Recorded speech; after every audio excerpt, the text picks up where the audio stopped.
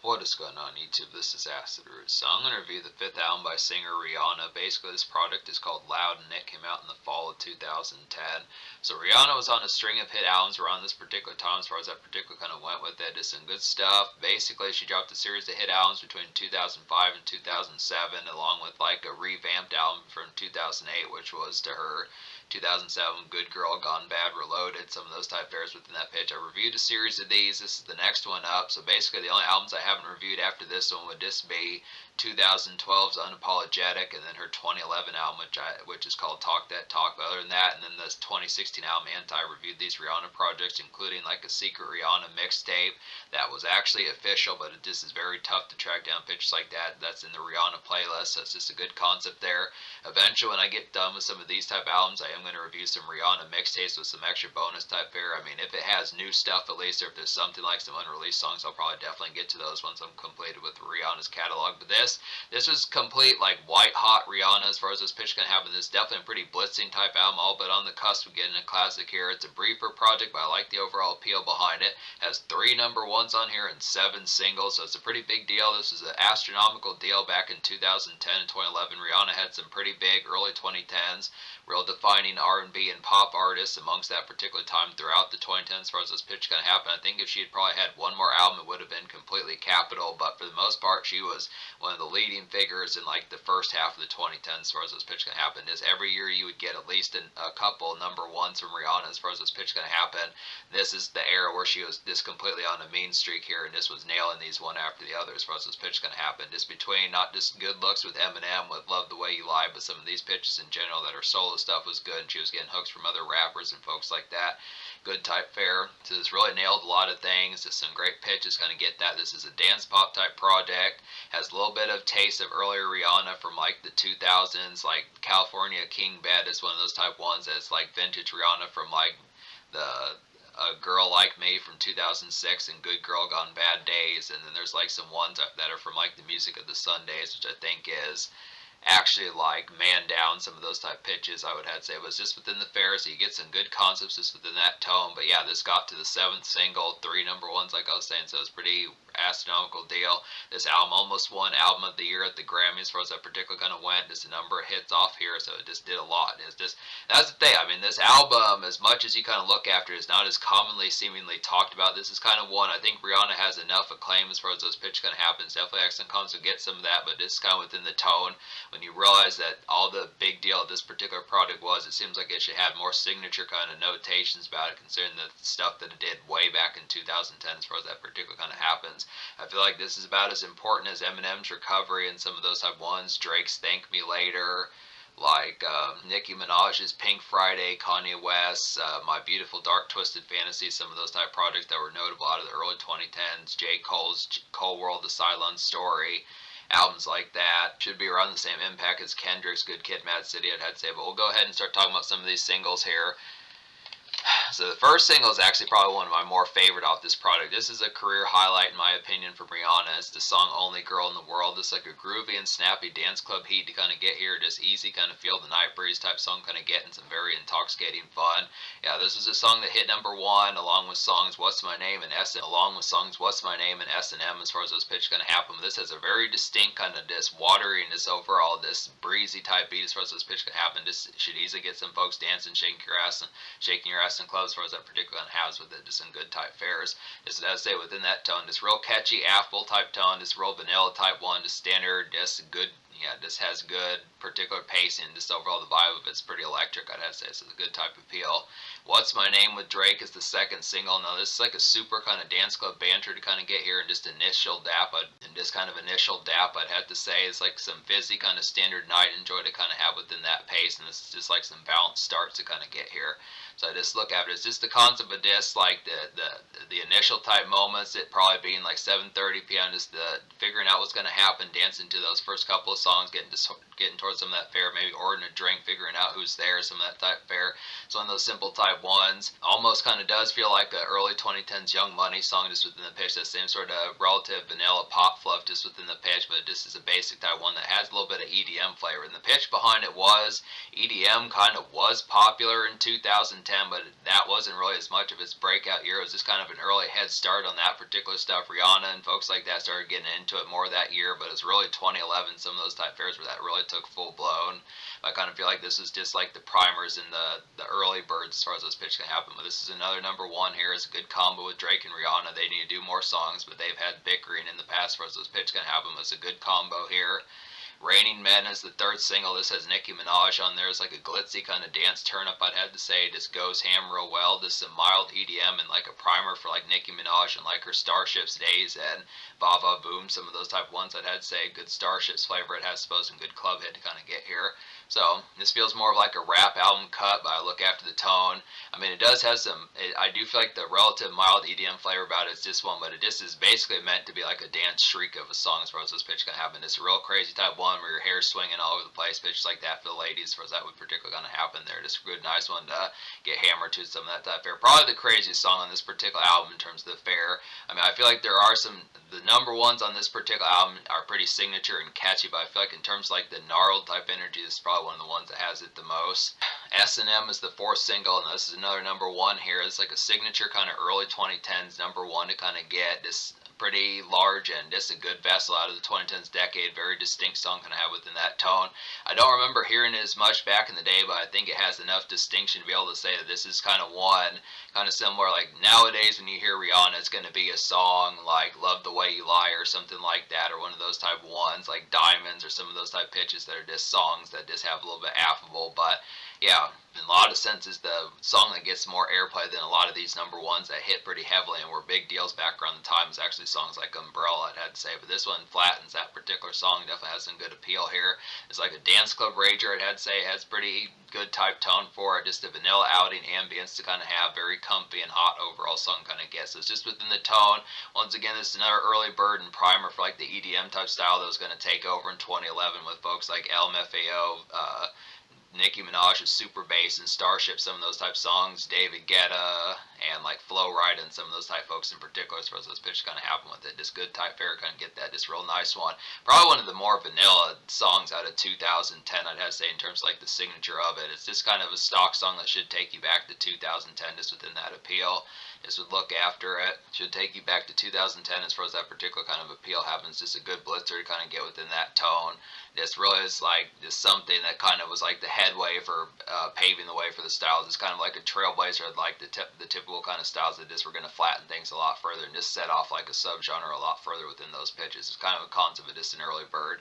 So it's going to pitch it, some good pitches. Man Down is the fifth single. Now this is vintage Rihanna here. This takes it back to the Music of the Sundays from 2005 and even some of the 2006 album, A Girl Like Me days. It's like a neighborhood kind of tropical stroll type bounce kind of get here. It definitely has some pep to its step. I mean, it's kind of neighborhood, but it's within the tone that it's also within a relative dance club, whether it's just outdoor bass or just kind of more in like a summery setting. I just would say reggaeton dance hit definitely get here in this like vintage Rihanna, like I was saying, basic groove to kind of have within that tone. So it's just some island flavors for those pitches can happen. Get some beachside type tone, get a tan, some of that type fare, get some mojito type music and pina colada, some of that type stuff, just to have some good times and just enjoy the summer fare. Definitely good concept. That particular tone is not on that album that much. A lot of this is more indoor based, but this is a throwback to old school Rihanna if you do miss some of that particular style, which you definitely should, because that's some dope stuff. But in terms of that fare, this is a nice one. I don't know the chart appeal about this particular song, but it was a single, so it's just within the pitch. California King Bed is the sixth single, and this is a nice one here. Now this is one, this had over 300 million plays on Spotify, so apparently this did relatively high in terms of the appeal behind it. This is a throwback to like the makeshift kind of evening dredge type drear of just the relief of getting done with some of that work shift, like typical kind of stuff off of Good Girl Gone Bad and some of those type pitches, just those car stretchers like Shut Up and Drive, some of those type tones. I mean, Shut Up and Drive is a little bit more of like night bounce to it, but just one of those more ones. I forget the singles off of Good Girl Gone Bad, the ones that just feel like car stretchers and just makeshift type songs. But California King Bed is like a stretching kind of summer evening ambience to kind of get here. Just some reflective kind of feeling, open pitches like that, and this homely vibe to kind of get. So this is a song I do enjoy, but the commonness of how oftenly I would listen to it would probably not be as frequent unless I was more in the mode to just kind of have some unwind and just more homely type factors. Just not as lively as the rest of the songs on this album, but it is something to kind of switch it out for something more SFW bound and just a little bit more reflective and just kind of something that's not full blown, just get crunk as far as those pitch can happen. Just a little bit more of personality towards it to have like an extra type song, and Rihanna's able to do it like she's always been, so it's a good type tone. Cheers, Drink to That is the 7th single, and this is a later in the night kind of last call for alcohol, kind of wind down. I would feel like just a more swash kind of EDM fun to kind of get here, and this is good for some SFW kind of outings. So if you have to quit the party a little bit early because you do have work the next day, if this is like a Wednesday type party, something like that, Tuesday type party where you can stay out for a little bit, you have to end the night earlier, it's just some pitches that it's 4 o'clock in the morning, you're tired, want to get to sleep. It's just some good type tones as far as those pitches kind of happen. Just kind of last moments of just have it, order 1 or 2 more drinks, then head out as far as those pitches kind of happen. Just lighters up, drinks up, some pitches like that. Just have a good type tone. Figure out who you're going home with. Some of those type pairs that I say, just good type tone. Nice commercial type balance. Rihanna's pretty good at these. This is another primer here. This is a good type concept. I will notice that like LMFAO didn't really as much full blown do songs like this where it's time to head home as far as that type fare.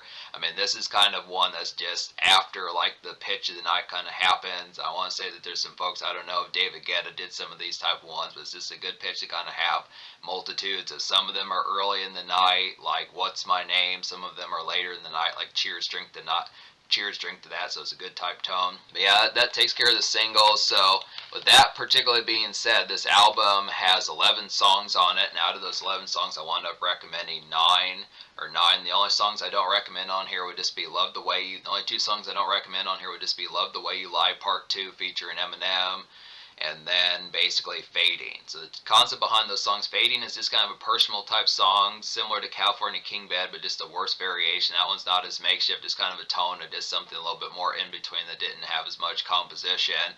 Then Love the Way You Lie Part 2 is just kind of like Alicia Keys kind of song. It was like a song Alicia Keys did, something called, I forget what it was called, but it was like something similar to what Alicia Keys did with her Element of Freedom album from 2009, where she did Empire State of Mind Part 2 broken down as far as those pitches going to happen. Now, unfortunately, just like with that particular song, I didn't really enjoy the sequel to Love the Way You Lie as much as I liked the original and thoroughly enjoyed the original off of Eminem's Recovery. This one just had a more piano type fare, just a little bit more kind of composed and sobering within the pitch. I just liked the overall summer malaise and this kind of drifting kind of forlornness of the original Love the Way You Lie. It just felt like such a summer anthem, but just kind of the concept that it was just so malaised and dismantle as far as those pitches can happen. But this one just feels like a kind of piano ballad and like a sobering kind of more makeshift type sense, and just didn't nail the appeal behind it. So that was just the only 2 songs in here. But basically this album is still going to get virtually on the cusp of getting a 10 out of 10. I'd say it's going to get a 9. It's going to get a 9.5 out of 10. I'd have to say pretty much just a song shy of some of that. I mean, it has 7 singles, 3 number ones, some of that type fare. So the social score is going to get a number 1. Just what so the social score is going to get a 10 out of 10 just because I look after the PL. All these dance club songs on here, some good taste of some of this. A makeshift song in California King Bed, a reggaeton throwback song, and Man Down, some of these type of pitches, some great dance club and early EDM type primers and good moments. Drake and Nicki Minaj are on here to help things out, some pitches like that. Songs like, oh yeah, I don't think there's some more things to talk about, so I'm going to talk about these 2 other songs I recommend. I forgot about me talking about Complicated. So Complicated is basically like a stock R&B flavored kind of club bounce to kind of get here, just to feel the good moment. Feel the good moment for the night type fare, just enjoying the ambience of it, just a fizzy hopper to kind of get within that tone. Pretty similar to like What's My Name, just a little bit more amongst the night, a little bit more jive towards it, a little bit more cut loose, a little bit more just loosening up a bit. And the radio, this is just some good radio appeal extra to kind of get within that tone. So this is just a stock cut here. There are a couple songs on this album that have over 1 billion plays on Spotify, so I think this definitely had the social appeal, like I was saying with the score I gave it, just within the tone. A lot of these, this is just a pretty well-faceted type project, and it's not something that has like a lack of casual appeal about it. So it's just within the tone that even these album cuts were a big deal. Skin is another nice one. It's probably another of the best songs on this album, along with Only Girl in the World, in my opinion. I'd have to say it's like a moody and kind of pulsing, kind of lush nightclub energy. I'd have to say here, it just kicks off a craze real well. This like a fierce kind of feeling good, kind of exhilaration. This overall hot song kind of get. Rihanna's just real electric on this particular song. Nails the melodies on this one. Just a real emphatic and just overall hypnotic type song kind of get. And it's amongst the dance floor, so it's just some good type times with a great pace and overall push and just mood towards it as far as that setting, as far as those pitch kind of have. So it's a good type tone. But like I was saying, just the pitch behind it, just blockade kind of dance club hits on here. Just a good concept, beginning of the night, end of the night, just amongst SFW type tones. Like Cheers Drink Tonight would be kind of more SFW, work friendly type, EDM type one. If you do have some work nights to kind of go out with pals, something like that. Some good type tones, some entry type moments, like I was saying, some good relative rave type crazes. I feel like the craziest songs on here would probably be S&M, Only Girl in the World, and possibly like Raining Men with Nicki Minaj, but just some good type tones, just some good ambience. This overall has the policy. I mean, this is actually a pretty flavored type R&B album. This is like a good concept. If there had been more albums like this from Rihanna, it'd be an excellent type fare. I mean, I feel like Talk That Talk from 2011 was a lot more EDM based. That just had more songs like We Found Love, some of those type pitches, and Unapologetic was just another emphatic type one. I'm trying to remember about that one, but that one was a little bit more multifaceted. But this one is definitely like an R&B flavored type one that just advanced like the sounds of R&B and just kind of combined that with EDM and just more dance and vanilla kind of SFW crazes that worked real well. This is commercial. This is makeshift. It's SFW. Has some good tones. It's casual. This has all that socialness about it. It nails it. So 10 out of 10 social. In terms of the future, the unfortunate thing is nowadays Rihanna's been kind of saying in recent times that she feels like God or pitches like that kind of feel like she shouldn't be putting out music anymore. So she's kind of in a contemplative type mode. Not really sure if there'll ever be another Rihanna album. But like I said, when I get done with these albums that she has left, the 2011 and 12 and 16 albums, I am going to start reviewing some Rihanna mixtapes. At least the more notable type ones that are unofficial within those type tones kind of get to some of that. Is if they have some good songs on there and they have enough bite and they sound like good and interesting kind of unreleased songs, I will get to them. That's some interesting aspects kind of get to, but that's just within the tone. It's all in the cusp of being a classic, very notable, trailblazing, and just signature type album of the 2010s. Definitely recommend it easily. Very popular and easy enough highlight to kind of get.